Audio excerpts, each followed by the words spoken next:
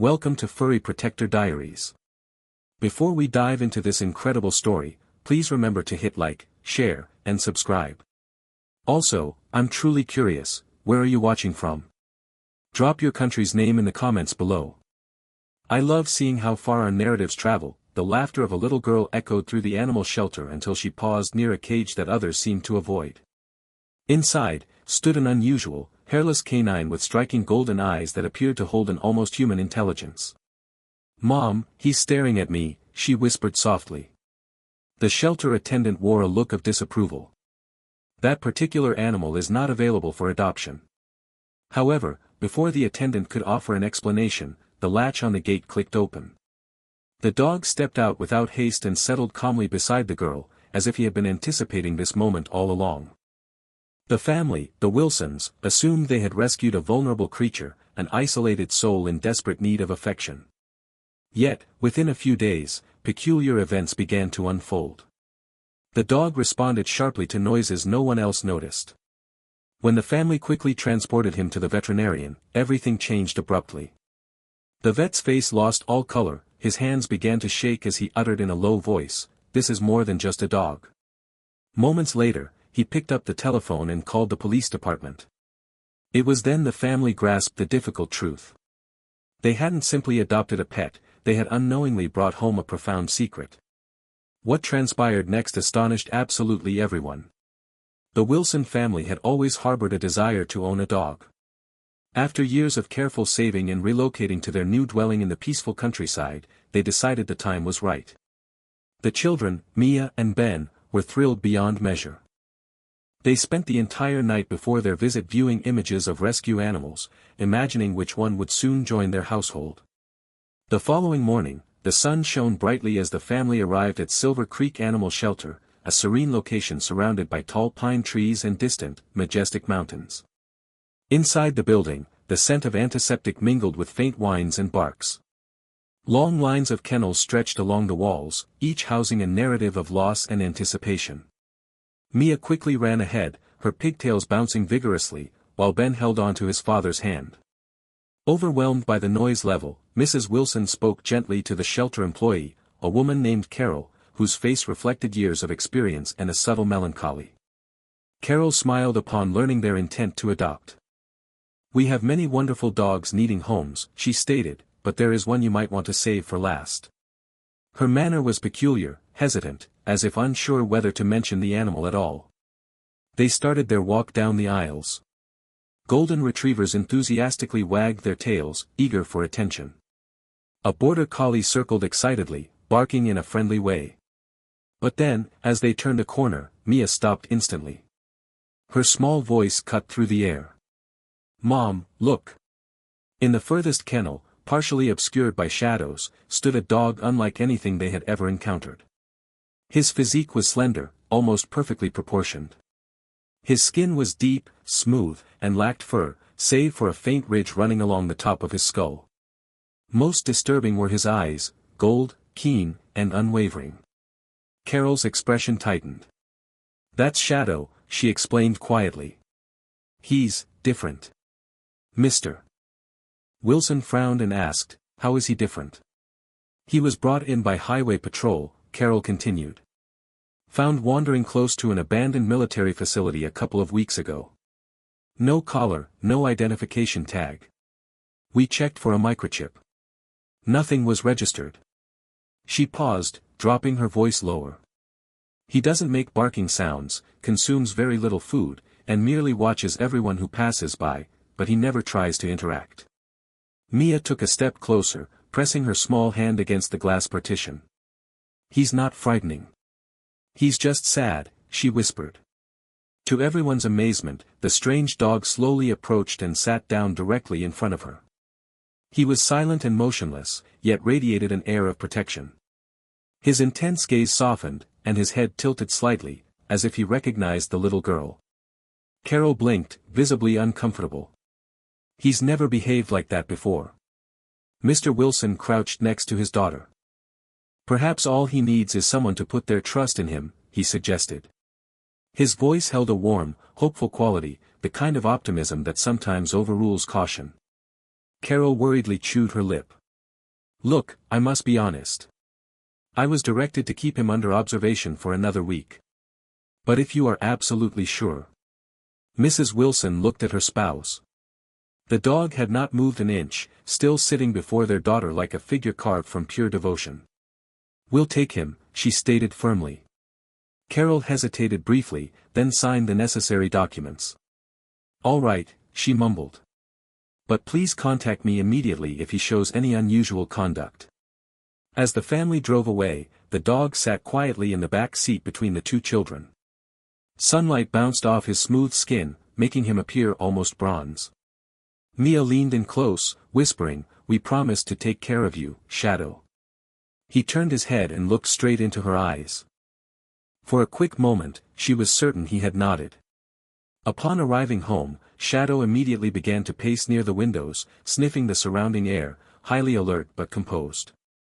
That night, while the family slept, he remained awake, positioned by the front door, staring out into the dark fields as if standing guard against a menace no one else could perceive. The Wilsons had brought home something far greater than a dog. They had brought home an enigma. The initial few days with Shadow were calm, perhaps too peaceful. The Wilsons expected the typical disarray that accompanies adopting a new dog, barking, exploring, perhaps some mischief. But Shadow was unsettlingly quiet. He moved through the house like a phantom, his steps silent, his golden eyes continuously watchful. Mia loved him right away. She would sit with him on the living room floor, drawing pictures while he lay still as a sculpture. When she laughed and tried to pet his head, he would slightly tilt it, as if attempting to decipher her joyful sounds. Yet, whenever anyone else drew near, his stance shifted, alert, assessing, and wary. Mrs. Wilson started to notice strange patterns. Shadow would not eat ordinary dog food. Even freshly prepared meat failed to entice him. However, late at night, when the house was quiet, they would hear a faint metal noise from the kitchen. Once, Mr. Wilson got up to investigate and found Shadow near the window, gazing outside, the food bowl untouched, but the refrigerator door slightly ajar. "Maybe he's just anxious," Mrs. Wilson offered, attempting to soothe her own growing discomfort. But a sense of unease was gradually taking hold. The first significant incident occurred on a Wednesday evening. The family was watching television when a commercial featuring police K-9 units aired. Dogs barking, sirens blaring, shouted commands. Shadow's ears twitched rapidly. In an instant, he sprung to his feet, emitting a low growl, his eyes fixed on the screen. His body shuddered as if a profound instinct had been activated. "Hey, it's all right, buddy," Mr. Wilson reassured him, quickly grabbing the remote control and silencing the television. But even after the screen went dark, Shadow remained standing, breathing heavily, his eyes wide, and his tail rigid. The next morning, when Ben opened the door to leave for school, he found the dog already positioned on the threshold, blocking his exit. He was not aggressive, simply protective. Shadow's gaze darted from the tree lean beyond the fence and back to Ben. It seemed as though he was scanning for a threat invisible to others. By the third day, the neighbors had begun to exchange hushed remarks. A man walking his poodle stopped to stare. "That looks like some kind of exotic animal, doesn't it?" he commented. "More like a wild creature than a dog." Mr. Wilson gave an awkward laugh, but deep down, he was losing his certainty. Shadow didn't engage in play, didn't bark, didn't behave like any dog he had ever known. Still, he always seemed to anticipate an approaching person minutes before the doorbell rang. His head would rise, his body would tense, ready for action. That evening, Mia placed her sketchbook next to him and whispered, "You're our protector, right?" The dog blinked slowly and deliberately, then turned toward the window again.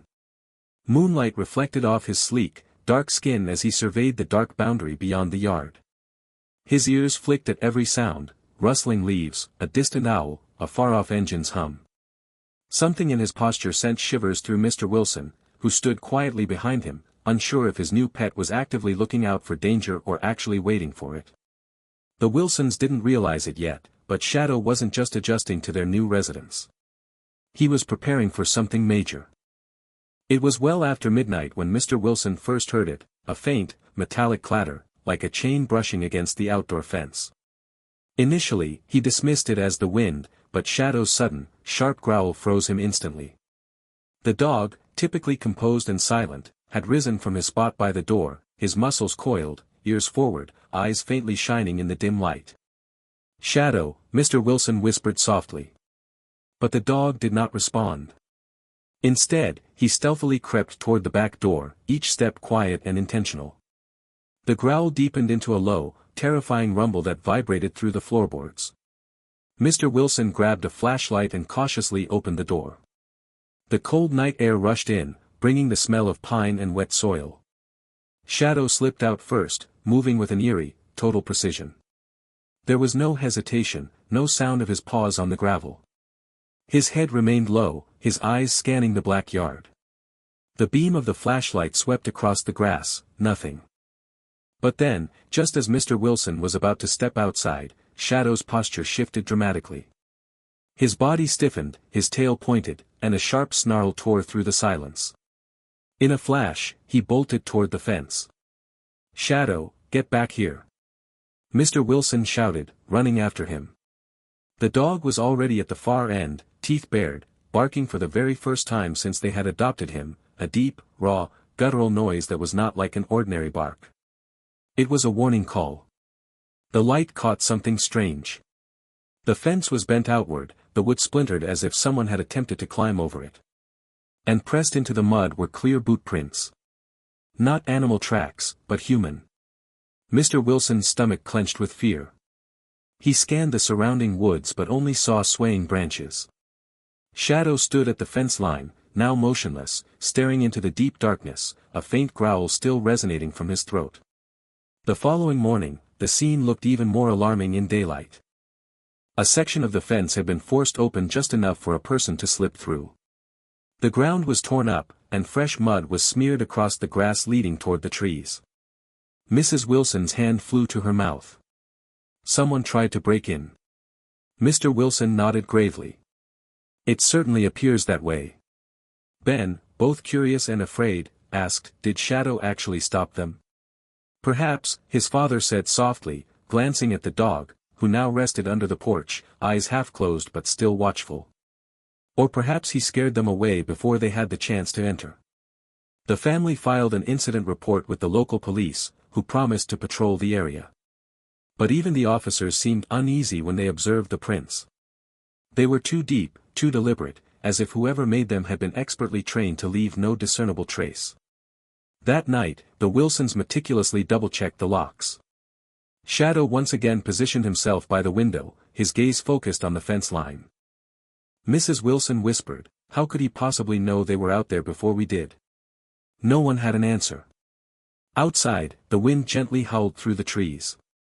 Inside, the strange dog waited patiently, every muscle prepared, not out of fear, but out of pure instinct. Something had come for them once before, and Shadow instinctively knew it would return again. By the end of the week, Mrs. Wilson couldn't shake her mounting concern. Shadow had completely stopped eating and seemed incredibly restless at night, pacing the hallway as if awaiting a specific moment. His ribs were noticeable, yet his energy never diminished. He would abruptly freeze, ears pricked, staring at the window as if listening to sounds undetectable to humans. "Something isn't right," she finally declared over breakfast. "He needs a full checkup." Mr. Wilson readily agreed. Even though Shadow had protected them from the intruder who damaged the fence, his continuing behavior was too strange to simply ignore. So that Saturday morning, they loaded him into the back seat of the car. The dog offered no resistance. He sat perfectly still, his eyes fixed on the window for the entire drive, watching the passing vehicles as if meticulously memorizing every road and turn. The small town clinic was bright and tranquil, adorned with posters of happy pets. The veterinarian, Dr. Harris, greeted them with a friendly smile. "So, this is the newest family member," he said, reaching down to gently stroke Shadow. But as his hand drew near, the dog tensed up, his eyes locked onto the vet's face, utterly unblinking. Dr. Harris paused, slowly lowering his hand. "All right, we'll proceed gently," he murmured. He directed a nurse to hold the leash while he began the thorough examination. "Let's see what's going on with you, fellow." Initially, everything seemed routine, checking his weight, temperature, and reflexes. But as the vet passed the scanner over Shadow's neck, the device emitted a sharp beeping sound. The screen displayed data, then abruptly flashed red. Dr. Harris frowned. "That's very odd," he muttered. He scanned again. The result was the same, a registered microchip, but without any owner ID. Only a lengthy alphanumeric code followed by the word "restricted." "What precisely does that mean?" Mrs. Wilson asked, her voice tight. The vet forced a polite smile. "It's likely just a technical error. Some older shelter systems use out-of-date chips." But a flicker of visible unease in his eyes was impossible to miss. He carefully drew a small blood sample, then excused himself, stating he needed to check the official database. Minutes passed. Then 15. Mr. Wilson glanced around nervously. The nurse carefully avoided eye contact. From behind the office door, faint, hurried, and serious voices could be heard. Then the distinct sound of a telephone being dialed. When Dr. Harris eventually returned, his face was extremely pale. "I sincerely apologize for the delay," he said cautiously. "Could you all wait right here for a moment? There's just one irregularity I need to definitively confirm." Mrs. Wilson frowned. "Is something seriously wrong with him?" The vet hesitated. "It's better if we wait for..." Before he could finish his sentence, distant sirens pierced the quiet morning air. They grew steadily louder, much closer. The Wilsons turned toward the window, completely confused. Moments later, flashing blue and red lights flooded the parking lot. 2 police cars skidded to a stop outside. Officers quickly exited the vehicles, hands near their belts, their eyes intently surveying the building. Mr. Wilson stood up, his heart pounding rapidly. "What on earth is happening?" Dr. Harris swallowed hard, his voice barely above a whisper. "Please, everyone, just remain exactly where you are." Shadow's head lifted, his golden eyes narrowed, his muscles tensing, as if he already fully understood. Something far more significant than a routine vet visit had just begun. The room immediately fell into a heavy silence, broken only by the sound of approaching boots. The police officers entered the clinic swiftly, their expressions stern and purposeful. One of them, a tall man whose badge gleamed under the fluorescent lights, spoke in a tone that allowed no further discussion. "Who is responsible for bringing in the animal?" Mrs. Wilson's heart skipped a beat. "We did," she said, her voice shaking. "Is there something wrong with him?" The vet swallowed, looking anxiously between the officers and the family. "Please, everyone, try to stay calm." But remaining calm was impossible. 2 officers approached the examination table, their eyes fixed on Shadow. The dog stood perfectly still, silent yet incredibly tense. The air seemed to vibrate with an unseen energy. His gaze darted from one man to the other, making swift calculations. "Ma'am, sir," the officer said slowly. "Where exactly did you manage to find this dog?" "At the local shelter," Mr. Wilson responded. "We formally adopted him 5 days ago." "Why are you asking?" The officer exchanged a meaningful look with his partner, then turned toward Dr. Harris. "Did you verify the microchip?" The vet nodded reluctantly. "Yes, and I cross-checked the data 3 times. It is legitimate. It's government-coded." "What is that even supposed to mean?" Mrs. Wilson asked, her hands clutching Mia's shoulders tightly. The officer took a deep, steady breath. "That dog is not a typical rescue animal. His microchip is officially registered under a classified defense project that was officially shut down years ago." Shadow's ears twitched subtly. His muscles flexed, almost imperceptibly, as if he were fully comprehending every word spoken. Ben stepped forward before his mother could stop him. "He isn't dangerous. He saved us from someone who tried to break into our house." The officer's eyes softened for a brief moment. "Maybe that's true. But if it is, it's because of what he was specifically trained to do." Dr. Harris whispered urgently, "You need to contact command immediately." Another officer stepped outside, speaking with intense urgency into his radio. Mr. Wilson's voice cracked with tension. "Trained for what, exactly?" The lead officer met his gaze. "Military operations, specialized K-9 units, classified experiments." These animals were biologically enhanced for combat situations. The stark word hung in the air like a loud thunderclap. Mia began to cry, clinging desperately to Shadow's neck. He's not a weapon. He's our family. Shadow did not move. He positioned himself defensively in front of the small girl, placing himself between her and the armed officers, a low, clear warning growl vibrating deeply in his chest. The lead officer slowly raised his hands, signaling his team to stand down. "We are not here to cause him any harm," he said quietly. "But we must understand how he ended up in your private home." Dr. Harris's voice broke the heavy silence. "Because someone deliberately did not want him to be discovered." For the very first time, even the hardened officers looked profoundly uneasy. The room seemed to physically shrink as the officer's words settled heavily into the air. The overhead fluorescent lights flickered faintly, and every heartbeat felt louder than the last one. Mrs. Wilson drew her daughter closer, her voice trembling with disbelief. "What does enhanced mean? What are you truly talking about?" The lead officer slowly exhaled, removing his cap.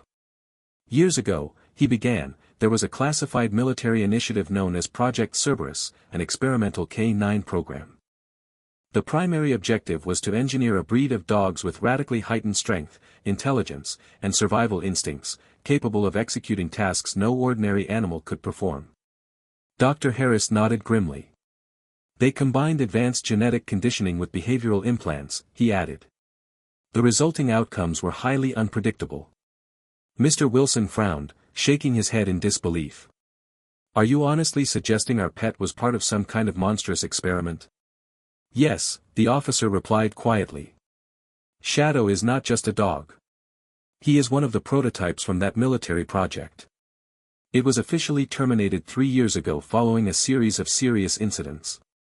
Mrs. Wilson's breath hitched in her throat. "Incidents?" The officer hesitated before continuing. 2 handlers were gravely injured during training exercises. 1 was never located. The remaining units were ordered to be destroyed to prevent any public exposure. "But that is impossible, Mr. Wilson protested, disbelief etched on his face. "He is so gentle. He saved our lives." "Exactly," the officer countered. "He was trained to protect. But those precise instincts were designed for hostile combat zones, not peaceful homes." As if sensing the rising tension, Shadow took one slow step forward, his golden eyes glinting under the harsh clinic light. He didn't snarl, but there was an unsettling awareness in his expression, too calm, too human. The officer's hand instinctively hovered near his holster, but Shadow remained motionless. He simply stared back, completely unblinking. Dr. Harris quickly pulled up the scanned data on his tablet. "This isn't merely a microchip," he declared. "There's embedded hardware at the base of his skull, a command interface. It's currently deactivated, but it was built to respond to encrypted radio signals." The words made Mrs. Wilson feel physically weak. "Are you saying someone could actually control him?" "In theory, yes," the vet said softly. "But someone clearly didn't want that to happen. Look here. His implant's connection has been manually cut off from remote access. Whoever freed him risked everything to do it."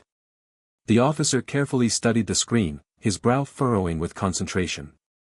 That would fully explain why he vanished before the program's official termination. One of the scientists might have felt pity for him. Mia, with tears streaming down her cheeks, whispered, "He's not evil. He just wants to be loved like any other dog." The officer looked down at her, then back at Shadow. "Maybe so," he conceded.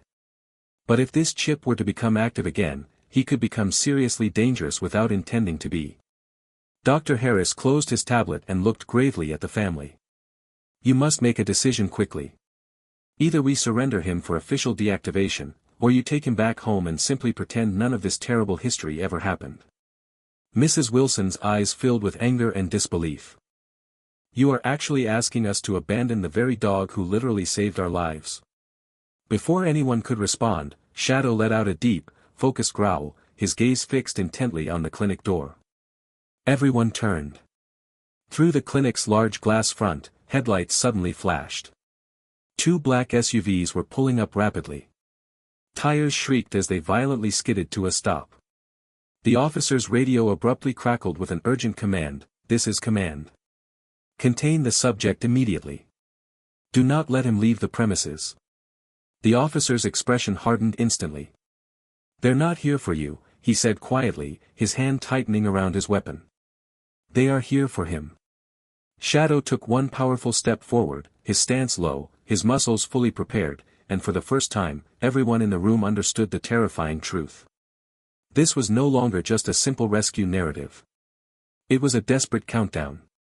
The very instant the black SUVs stopped outside, Shadow's entire posture changed. His eyes narrowed fiercely, and a deep, instinctive growl echoed through the tense air. But before anyone could move, the world around Mr. Wilson seemed to blur. The sound of the sirens, the shouted commands, even the frantic pounding of his own heart faded away. It was as if the present moment had violently frozen, pulling him and the rapt audience into the dog's disturbing past. Flashback, years ago, deep inside a dim military testing facility, long rows of heavily reinforced kennels lined the cold walls. Each one held a creature bred not for simple companionship, but for deadly precision. They were genetically engineered soldiers with muscle density surpassing natural limits, implanted sensors, and conditioned loyalty tied to specific voice frequencies. A cold, authoritative voice echoed from the control room. "Unit 07, commence cognitive response test." A younger Shadow, sleek, muscular, yet restrained by heavy shackles, lifted his powerful head. Electrodes traced the lines of his skull, a faint, telltale scar marking the base of his neck where the command implant had been carefully placed. Scientists behind the observation glass monitored his every movement. "Stimulus A," one stated. A holographic image of an armed intruder materialized. Shadow's pupils constricted. His body snapped violently into action, his combat instincts firing. Within mere seconds, he had expertly disarmed the simulated target with machine-like precision. No sign of hesitation, no trace of mercy. Then came the true, difficult test. The lights flickered, alarms blared loudly, and the handler entered the training area. It was a woman named Dr. Evelyn Grant. Unlike the others, she carried no harsh commands, only genuine compassion. She knelt right beside the cage. "You are not a weapon," she whispered softly. "You're just scared, aren't you?" Shadow tilted his head slightly, his ears twitching at her gentle tone. It was the first time he hadn't immediately growled, but the fleeting peace did not last long. Orders quickly came down: terminate Project Cerberus. Unstable subjects. All units are to be destroyed. Dr. Grant's voice trembled as she desperately argued with her superior. "He is different. He completely obeys without any aggression." But no one in authority would listen to her pleas. That night, the ominous sirens wailed, and one by one, the kennel cages opened, not for sweet freedom, but for final disposal. In the ensuing chaos, Evelyn acted with decisive courage.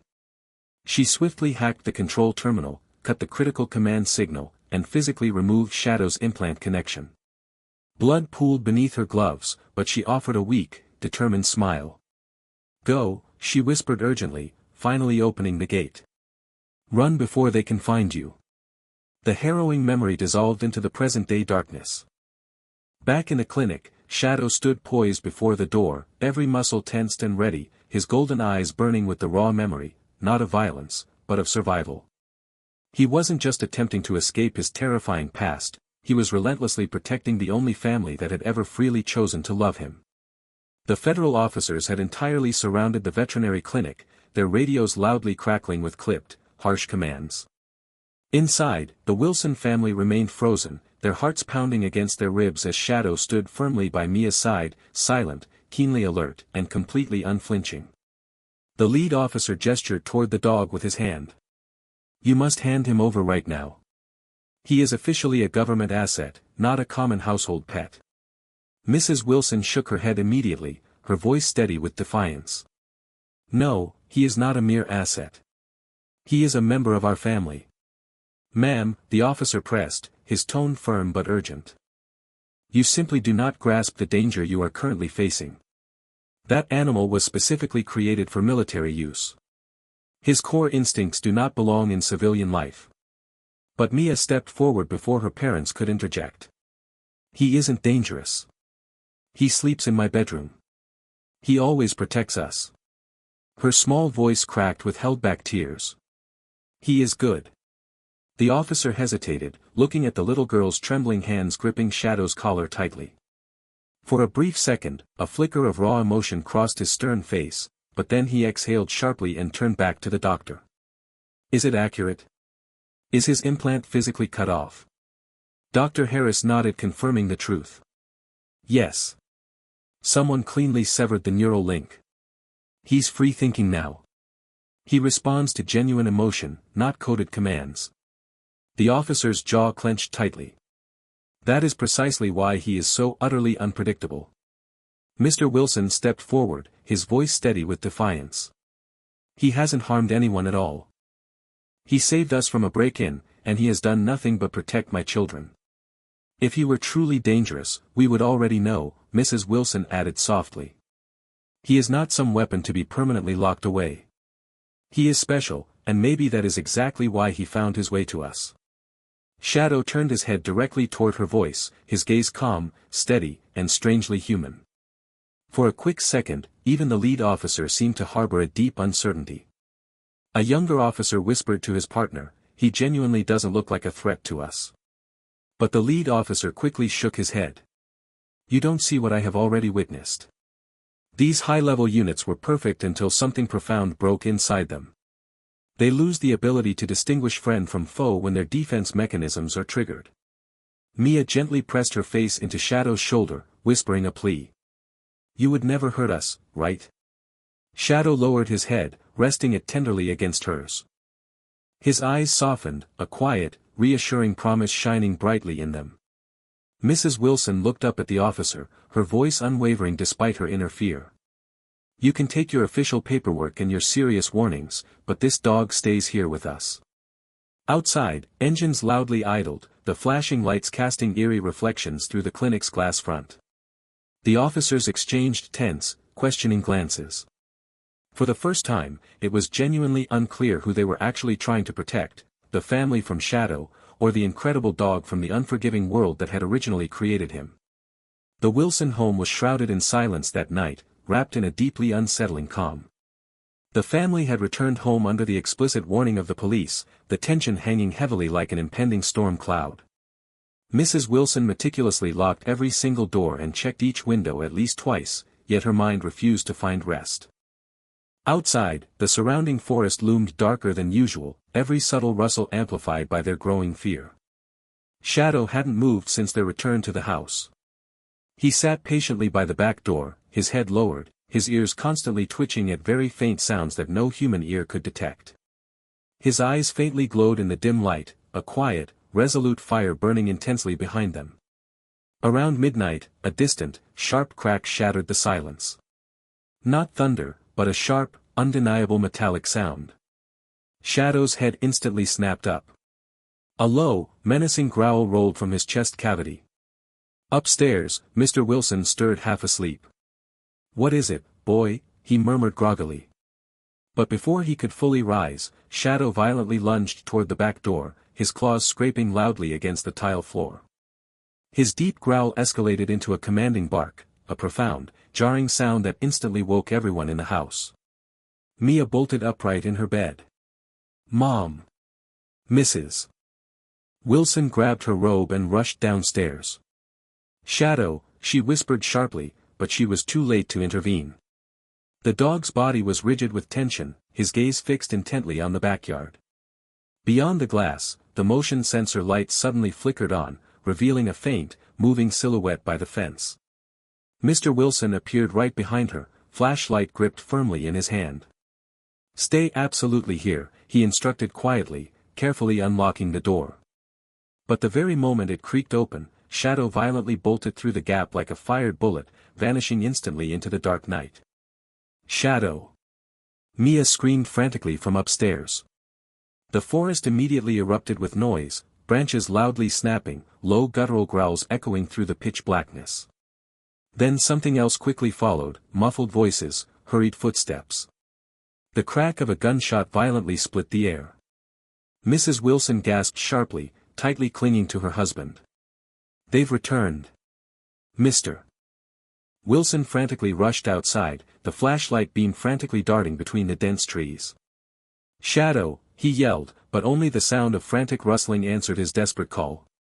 Another single shot fired, followed immediately by a sharp yelp that froze his blood solid. Moments later, a profound silence fell, followed by cautious movement. From the deep shadows, Shadow emerged, limping heavily, his dark fur streaked with fresh blood. His eyes gleamed fiercely as he staggered toward the porch. In his powerful jaws, he held a torn piece of black fabric, clearly part of a tactical glove. Mr. Wilson dropped immediately to his knees. "Oh my God, you saved us yet again." Shadow collapsed, breathing hard and fast, but his gaze never left the tree-line. Somewhere out there, the intruder had quickly fled. By the time the police arrived at the scene, the intruders were long gone. The officers found clear footprints leading deeper into the woods, matching the exact same specialized boots from the earlier break-in. An officer knelt beside the blood-stained dog. "Whatever he is," he said quietly, "he is certainly not the threat to anyone." Mrs. Wilson gently brushed a trembling hand over Shadow's head. "He is the simple reason we are still alive and well." The night ended in a confusing blur of flashing lights and quiet, whispered questions. But one powerful truth settled deeply in the family's heart: Shadow hadn't just defended them out of pure military instinct. He had done it purely out of love and choice. Dawn slowly crept over Silver Creek in soft shades of gray and warm gold, revealing a backyard violently torn by the chaos of the night before. Mud tracks, broken tree branches, and dark smears of blood told a harrowing story no one wanted to relive ever again. Mr. Wilson stood grimly on the porch, still in his nightclothes, the flashlight held in one hand, the other resting protectively on Shadow's head. The dog severely limped but firmly refused to lie down, his golden eyes fixed unmoving on the tree-line where the intruders had swiftly vanished. Police cars arrived shortly after sunrise, their tires crunching loudly over the gravel driveway. Officers quickly fanned out across the property, snapping critical photos and carefully measuring the strange boot prints. The lead investigator, a weary man with sharp, observant eyes, crouched near the severely damaged fence. "Same size and exact tread as before," he muttered. "Whoever these individuals are, they are highly trained professionals."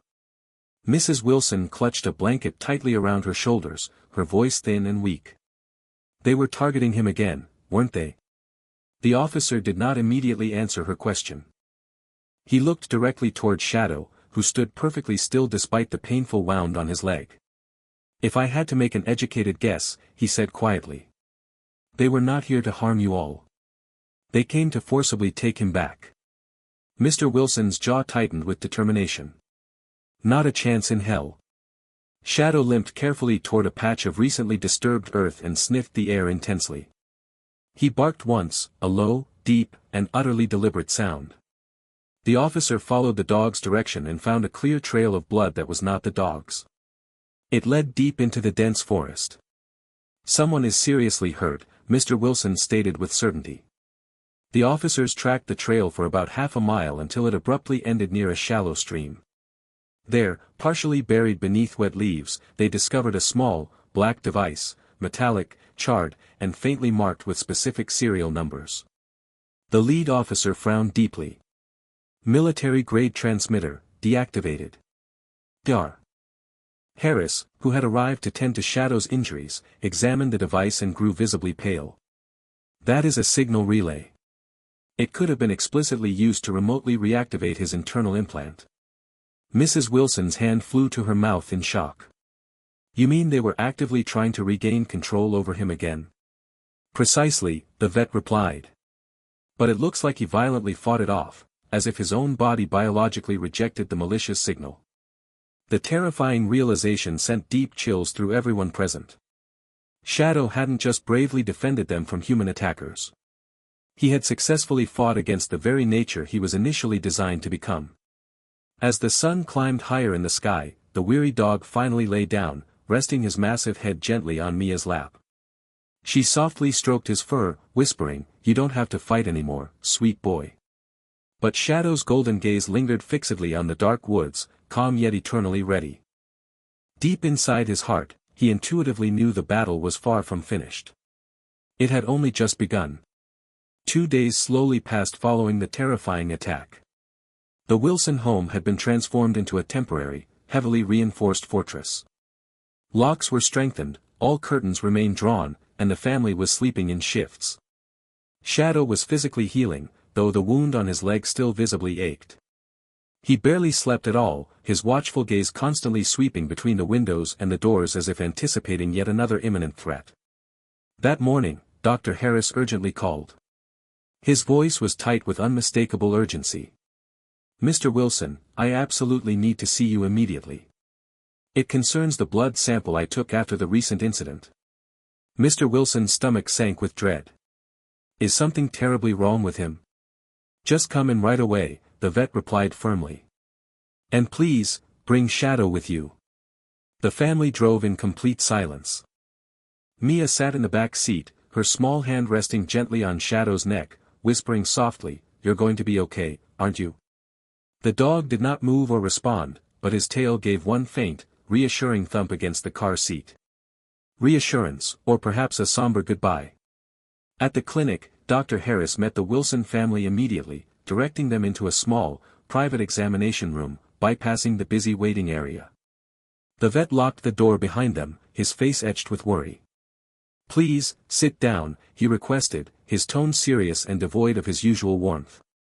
Shadow immediately walked to the farthest corner of the room, positioning himself with his back to the wall, his golden eyes observing every movement. "Mr. Wilson," Dr. Harris began, holding up a file containing a blood test result. "The results from Shadow's blood test came back this morning. The military code in his microchip led us to a classified medical journal. And what I found is truly disturbing." Mrs. Wilson leaned forward anxiously. "What did you find, doctor?" "The unique protein markers in his bloodstream are consistent with the known effects of the Cerberus enhancement protocols," the vet explained, his voice low. "But there's something else. His blood is producing an abnormal amount of an enzyme called encephalin K9. This enzyme is what allows for the increased cognitive function, but it's also highly unstable. Without a controlled dietary supplement, it can have severe, unpredictable effects." Mr. Wilson stared blankly. "Like what? Aggression?" "Worse than that," Dr. Harris whispered. "The enzyme builds up over time. It essentially causes systemic shutdown, kidney failure, neural collapse. It's designed to be self-limiting, a biological termination switch if the unit went rogue or was lost. Based on his current levels, Shadow has perhaps 2 weeks." Mia gasped, clutching the dog's sleek head. "No. He can't leave us." Shadow emitted a low, distressed whine, a sound they had never heard before, and nuzzled Mia's hand gently. "Is there any way to treat it?" Mrs. Wilson pleaded, tears welling up in her eyes. Dr. Harris shook his head slowly. The necessary compound, Compound 9, was only produced within the Project Cerberus labs. The supply was destroyed when the program was terminated. It doesn't exist anywhere else publicly. He paused, rubbing his weary face.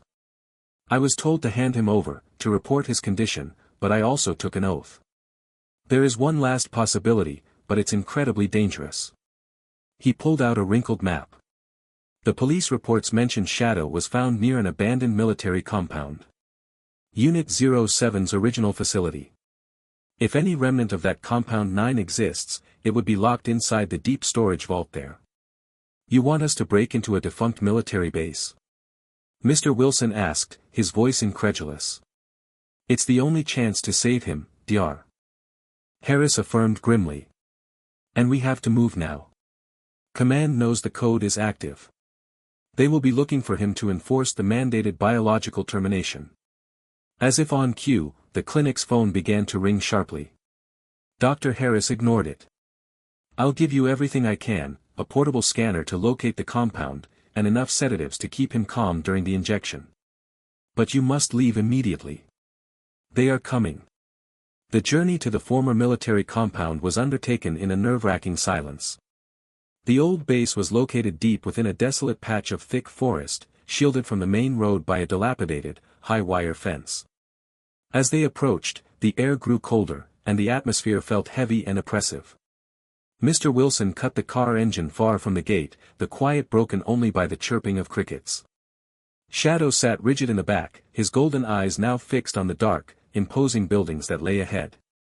He was trembling faintly, not from fear, but from the painful enzyme coursing through his body. "We have to be quick," Mrs. Wilson whispered. "The police will be searching for us." Mr. Wilson took out the small, professional scanner given by Dr. Harris. "The main research structure is the central concrete building. The vault should be in the sublevels." Mia gently stroked Shadow's head. "We're going to fix you, boy." They slipped through a large hole in the perimeter fence. The ground was overgrown and littered with rust and broken concrete. As they drew closer to the main structure, Shadow suddenly stopped dead in his tracks. He dropped into a low crouch, emitting a low, pulsing growl, quieter than the one he used for the intruders, but far more serious. "What is it, Shadow?" Mr. Wilson whispered, gripping the flashlight tightly. The dog didn't move. He simply stared at a small, rusted door near the back entrance of the building. The door looked ordinary, yet Shadow's focus was absolute. Mr. Wilson scanned the area with his flashlight. The dirt near the door was disturbed. There were fresh boot prints. "We aren't the only ones here," Mrs. Wilson realized, her voice catching in her throat. Suddenly, a voice, cold and metallic, cut through the night from the shadows of the compound's entrance. "Unit 07. Halt your movement." A figure emerged, clad in black tactical gear, armed, and wearing a severe face mask. He carried a small, advanced radio transmitter. The figure, clearly one of the specialized operatives sent by command, stepped into the light. "Surrender the asset," the operative demanded, his voice flat and trained. "The termination protocol is active. We are here to complete the decommissioning process." Shadow stood instantly, placing his lean body directly in front of Mia and Mrs. Wilson, his teeth bared in a silent, ferocious snarl. The encephalin K9 enzyme was making him desperately ill, yet his protective instinct was overriding everything else. "He's dying. He needs medicine in your vault." Mr. Wilson shouted, desperation clear in his tone. The operative did not flinch. "His biological clock is irrelevant. He is government property. The compound is under control. We already secured the materials." He held up a small, metal case, the very one Dr. Harris had described for holding Compound 9. "We are only taking the asset." Mr. Wilson felt a wave of crushing defeat. They were too late. "Leave him alone." Mia screamed, stepping out from behind Shadow, tears streaming down her face. "He is protecting me." The operative ignored her completely, raising the radio device. "Unit 07. Voice command activated. Stand down." Shadow's body instantly locked up. His head tilted sharply, his muscles violently spasming. His golden eyes squeezed shut in agonizing pain as the code in his blood tried to force compliance. He let out a distressed, low sound, a plea, not a threat. "The link is weak, but the pain is sufficient," the operative noted clinically. "Now, approach the handler." Shadow began to move, his steps slow and jerky, his feet scraping the gravel unwillingly. He was being dragged forward by an invisible force, fighting the command with every ounce of his remaining strength. "Shadow, no. Don't go." Mia cried out, running after him and grasping his neck. As her small hands touched his skin, a bizarre thing happened. The dog suddenly stopped. He fought against the invisible pull, every fiber in his being dedicated to staying with the girl. The connection to the radio signal wavered. The operative cursed and increased the power on the transmitter. "The neural block is too strong. Eliminate the girl," the operative yelled into his radio, pulling out a small sidearm. In that critical moment, Mr. Wilson acted. He did not charge the armed man. Instead, he spun around and grabbed a heavy piece of fallen rebar from the ground. With a primal roar, he hurled it directly at the nearest high-voltage transformer box near the fence. Crack! Sparks violently erupted, and the entire section of the compound plunged into instant darkness. The sudden surge overloaded the operative's fragile command transmitter. The control signal vanished. Shadow collapsed to the ground, panting heavily, the pain gone, replaced by a desperate, deep fatigue. The operative shouted into his now-dead radio, turning his attention to the family. But Shadow was already rising. Freed from the signal, he moved with the deadly speed and silent precision he was genetically designed for. He lunged at the operative, not with the intention to kill, but to disarm. A blur of dark skin and powerful muscle, he knocked the gun away, then immediately clamped his jaws around the metal container holding the compound, ripping it from the man's grasp. He had performed his mission. The operative was stunned, but quickly recovering. He reached for a knife. He chose the termination, the operative spat, aiming a kick. Shadow, injured and weak, dodged the attack, clutching the container in his mouth. He looked once at Mia, then, with a final burst of adrenaline, he turned and bolted toward the woods, away from the operative and away from the only chance the man had to track him again. Shadow! No! Mia screamed, devastated. Go get the compound. Mrs. Wilson yelled. He's leading them away. Mr. Wilson rushed after the fleeing dog, who disappeared into the trees with the small, precious metal case. He knew the dog was making the ultimate sacrifice. He was leading the threat away, using his last moments to ensure the family's safety. They searched for hours, finally finding Shadow collapsed by the shallow stream where the police had found the discarded transmitter 2 days earlier. He lay still, the precious metal case tucked safely beneath his chin. Mr. Wilson fell to his knees beside him. The dog's breathing was shallow, his gold eyes dull and fixed. You came back to save us, Mr. Wilson whispered, tears blurring his vision. Shadow gave a weak, faint thump of his tail against the mud. Dr. Harris met them there, having followed their tracking device signal. He quickly knelt, opening the metal case. Inside were several sealed vials of a shimmering blue fluid, Compound 9. We need to inject this now, the vet said, his hands shaking slightly. He filled a syringe. Mia held Shadow's head, whispering words of love and encouragement. As Dr. Harris prepared the injection, he paused, looking at the dog's deep eyes. He is critically ill, but the compound will save his life, the vet explained. However, the military link is permanently broken.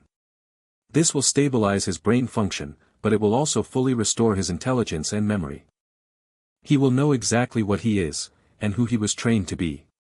He might choose to leave and return to the shadows, seeing us as merely part of his old cover. He looked directly at Mia. The choice is yours. We can give him the compound and save his life, knowing he may decide to walk away forever, or we can let nature take its course. Mia looked from the syringe to the beautiful, broken dog she loved. She gently kissed the top of his head.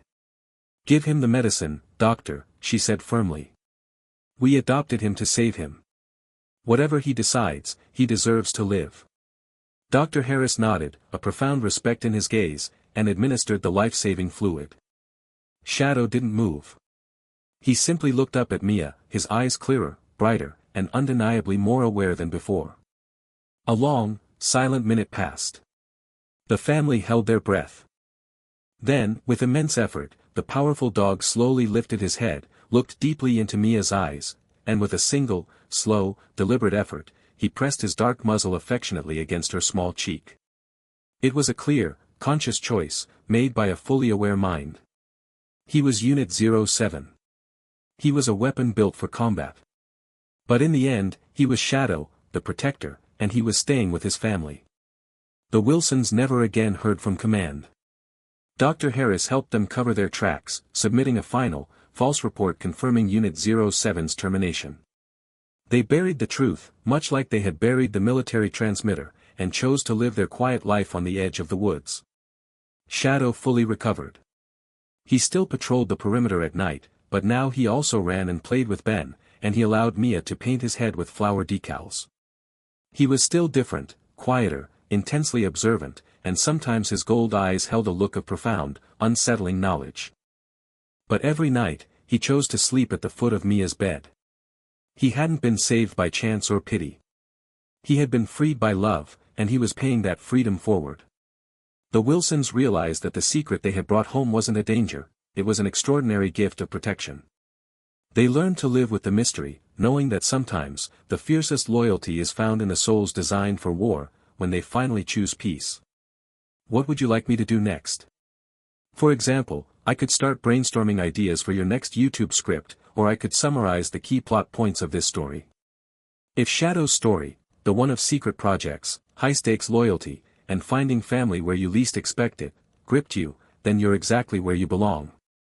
Hit the like button if you believe that everyone, even a genetically enhanced K9, deserves a second chance at a loving home. Share this incredible video with someone who loves a mystery or a powerful animal story.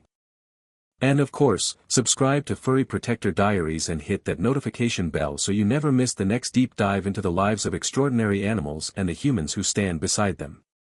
Don't forget to tell us in the comments below, if you could choose one special power for your pet, what would it be? We love reading your ideas. Thank you for watching, and we'll see you in the next diary entry.